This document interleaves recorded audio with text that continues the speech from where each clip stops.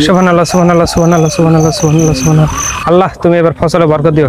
ছেলেটা একটা হয়েছে তাও 72টা ঠিক মতন কথাই শুনে না। আল্লাহ আল্লাহ তুমি ও আব্বা হ্যাঁ কি করছো? কি করবো, বসে আছে আর আল্লাহ আল্লাহ আল্লাহ করছি।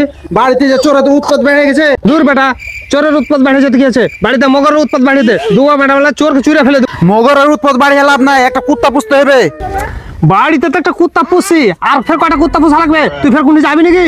আব্বা তুমি আমাকে কুত্তা বুঝাইলে, হ্যাঁ তোমার বাড়িতে থাকবো না, বাড়িতে না থাকলে কি এমন হবে? ছেলে পিলে আর জানটাই ঠিক নাই রে। তোর বাপ বেটার ব্যবহার এরকম রে, জীবনে তোর বাড়ি আসবো না। আমি ওই লেগে বাড়ি থাকবো না। একটা জ্বালা জীবন বাঁচে না, আর একটা কুত্তা লেফে কোনে আছিস তুই?